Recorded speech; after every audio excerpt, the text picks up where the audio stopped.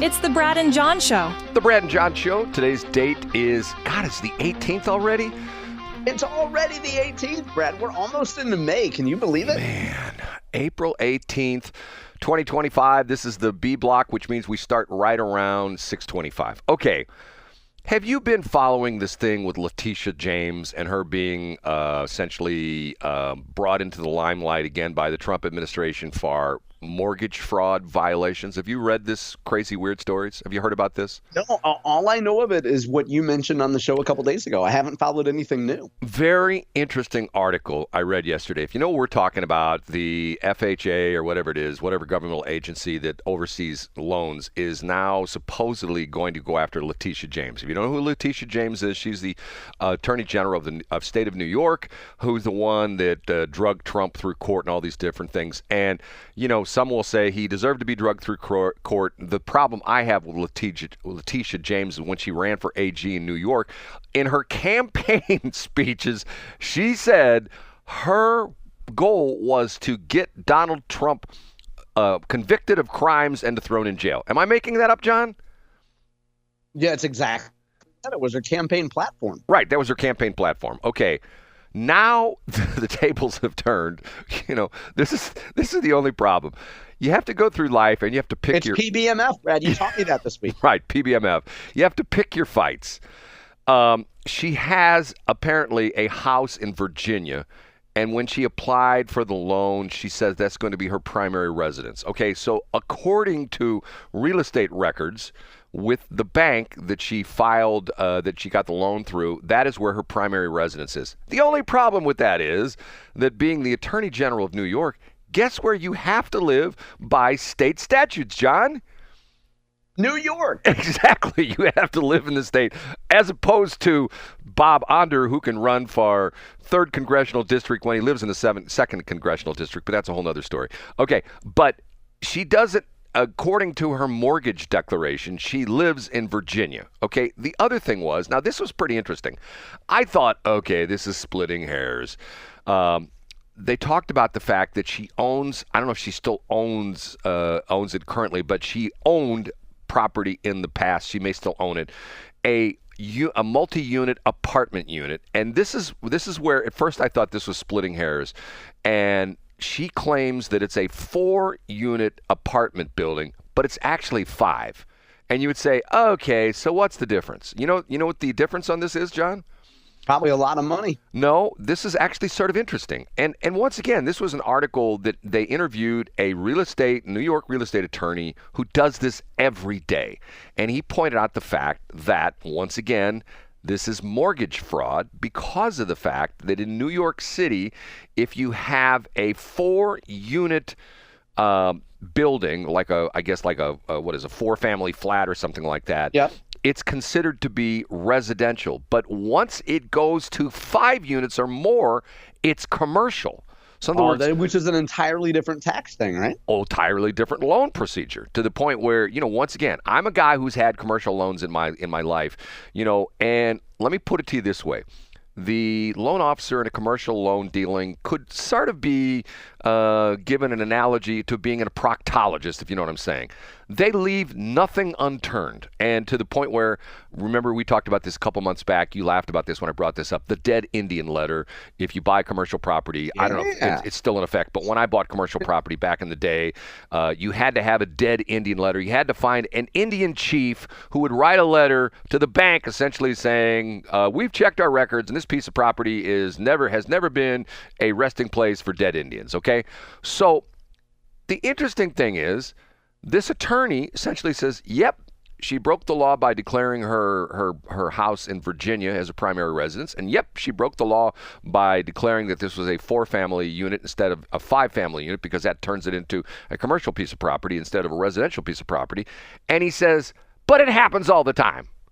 Okay, so is that to the point where if you take our laws and you say, like if you do the Shelley Bar analogy, that there's a speed limit and it says 60 miles an hour on I-70 between the Blanchette Bridge and Wentzville, and if you go 68 or 69, matter of fact, at one point in time, I think I mentioned this, you say, well, they give you 10. Well, no, they don't. They're not supposed to give you 10. They're supposed to give you 0. Actually, they're supposed to give you what, John? What are they supposed to give you? 0.0. Right. So if you go 61, you're breaking the law. Here we go, where it's to the point where now they're saying, well, look at what Trump's doing. He's like splitting hairs. Well, what did she do? Remember, the whole crazy thing was she was trying to essentially say that he had done things to make his property value higher, and he had essentially not been truthful with the banks. But none of the banks complained. None of the banks, and matter of fact, I think when they actually had some of the banks testify, they said not only did he pay his loans, Trump, pay his loans on time, we would love to have more customers like him. So the idea was there a crime? No, according to the banks, there wasn't. Now, the interesting part of this is that, once again, this is a real estate attorney talking about Letitia James, said that the remedy in most of the time is the bank essentially saying, okay, we've discovered that you have not been truthful on your loan application. What do? They do one of two things. They either say, okay, we're calling the note. We need you to pay this off right away, or they essentially accelerate or change the terms of the note. They essentially say, okay, we were giving you 4% interest. Now it's 14% interest, and we're giving you 30 years. You now got 30 months. Pay up or get the hell out. So how do you look at this, John? I mean, matter of fact, hold on a minute. I want to know if John were the person who was adjudicating this in court, and we would say, incorporated by millennials. So what would John do? Let me explain it to you. He puts his head in the spin cycle cause his brain is the devil. Who bleach in his cereal, lipo through his genitals. Forward and past cause it's gray matter. Guessing who goes after. What would you do if you were John? Whoa, what would you do? John, it's a new one. You never heard that one before, have you? It's the rap version. Yeah, that was one of the three options that we did the focus group on, the small focus group. I like the rap version. Well, Brad, I'll stick with the rap theme there for what would John do. And to quote the rapper Nas, he actually had a legitimate quote about this 2 decades ago. He said, you got a house in Virginia, only the way – well, hold on. You got a house in Virginia, only way you sicker than us. Getting bagged with 22s. Use a ridiculous F. Brad, I don't know if you know, but the phrase house in Virginia in rap, if you don't want to say that someone has AIDS, you say, oh, yeah, that dude, well, he's got a house in Virginia. Like if you're questioning the masculinity of a man. Seriously? Yeah, you got a house in Virginia.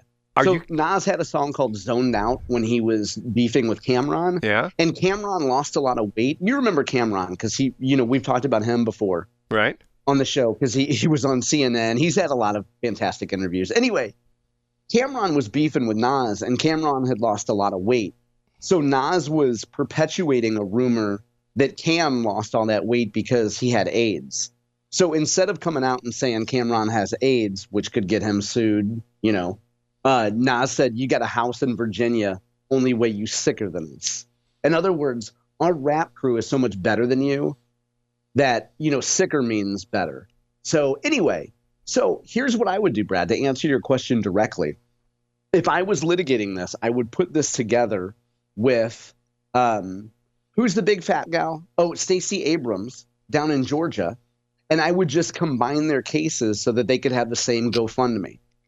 And I would use a model where you kill somebody and then you have a GoFundMe to pay the fee for, to pay the legal fees.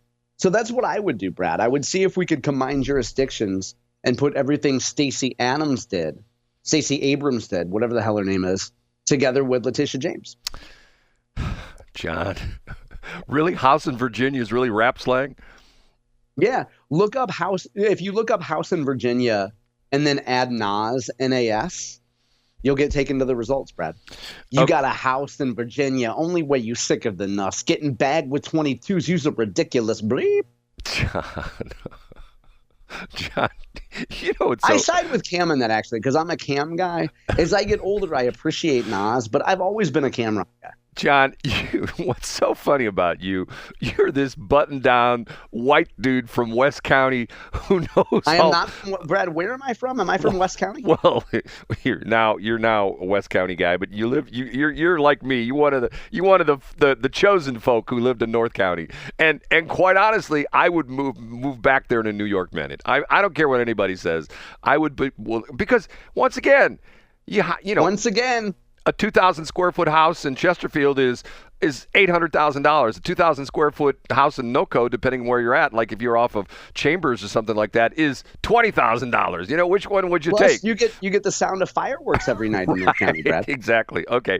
I know this is like we're not heading any linear order here, but I had this sitting on my phone. We talked about this in A Block. Farrah Fawcett died in 2009. She was 62. And she only had one child, a guy, and I don't know exactly what his deal was, but the sad part of this story was when she was put to rest, he was in jail in Los Angeles County, and the Los Angeles County officials let him out of jail to go to the funeral ceremony for his mother. Okay. How sad is that? She died at 62 years old, and she had anal cancer, which is very sad. Okay. Brad, don't you dare, Brad. I'm not going there. Okay. Next thing, this deal, and let me see. I'll tell you what. Hold on. Let me pull this up real quick. You know what I'm surprised we haven't talked about? Speaking of Spanish Lake, this deal for St. Louis County to give more than $6 million to Make Believe Farms in Spanish Lake. Is that a government thing? Yes. Well, no, hold it. Make Believe Farms. Are you talking about the people that the Rustic Roots Farm and the people that claim that they're going to take part of their $6 million and give fresh food to the Spanish Lake community and goat milk? Where is this? Where I don't. Have you read that? Okay, I was going to send this to you. I figured you had seen it. I'll send it to you over the weekend for you to read. It's in Spanish Lake, Brad. So if you think, and Brad and I are going to get super North County here, but Brad, there's an area off Priggy Road where there's somebody that runs a little neighborhood farm. And St. Louis County, there's a dispute in St. Louis County because there's set to be a little over $6.2 million, I believe is the number, given to a bunch of, quote, farmers who are going to totally take the money and set up a little bodega and sell some fresh vegetables to Spanish Lake residents. Because, Spanish Lake is a food desert. And everybody would be enjoying kale smoothies instead of grape soda and Red Hot Riplets if they had the choice.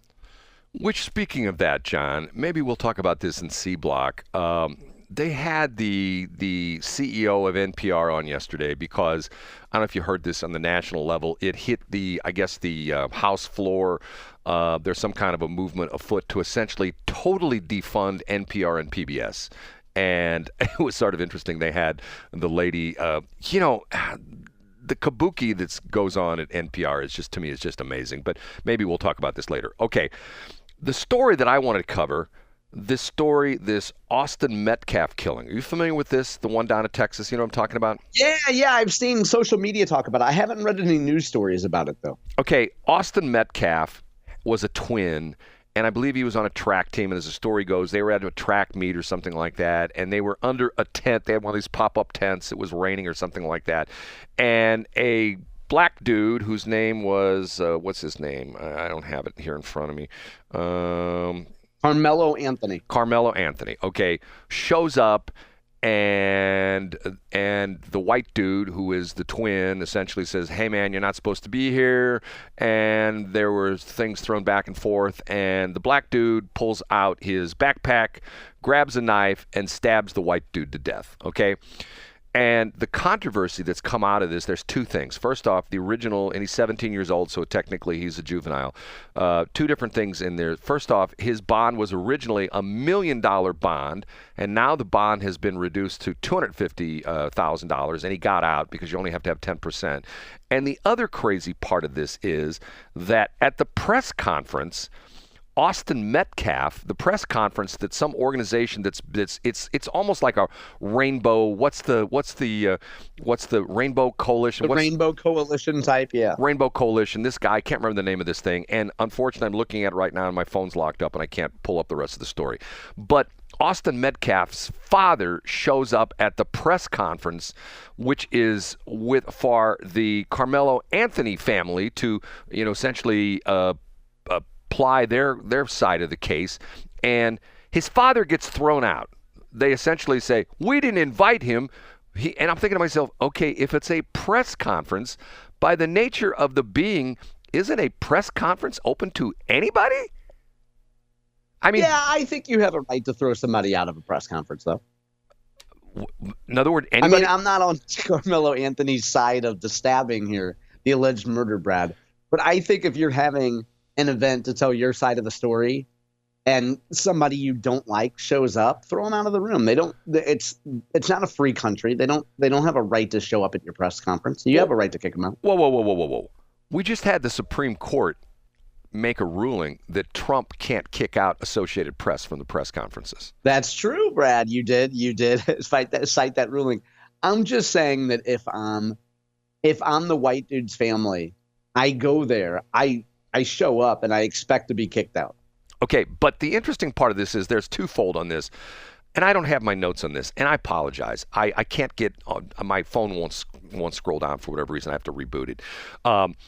There's two aspects of this that are sort of interesting. Is first off, he's raised a huge amount of money for his legal defense on what's the Christian version of GoFundMe? It's GoSend. What's it called? You know what I'm talking about? No, I don't know the name of it. Okay, when this happened, when there were certain Christian organizations that were getting booted off of GoFundMe.com, these Christian people put up this Christian-based crowdfunding type website, and it's already got like $400,000 in donations, and people are going like, okay, hold on a minute. Wait, for the murderer?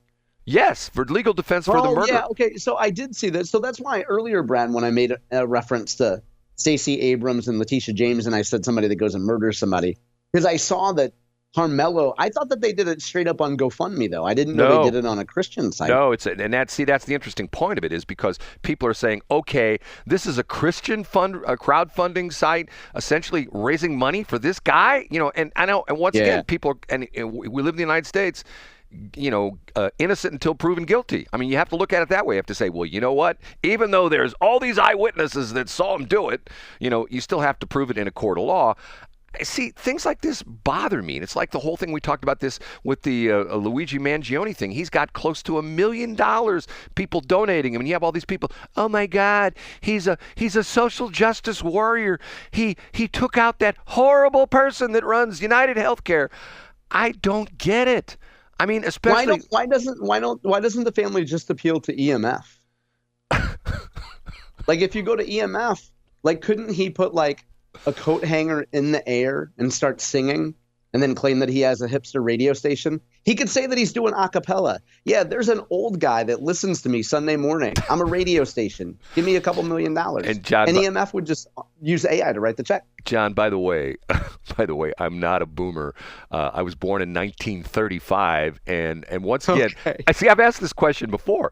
Technically, boomers are from 1945 and up because of the fact that they say. So, in your kayfabe make-believe birthday, when you claim to be 89, you are not does that make you a member of the greatest generation? No, well, I don't know what it is. I mean, if you're pre 1945, like for example, both Trump and Biden are pre 1945. What generation are they? See, this whole generation things.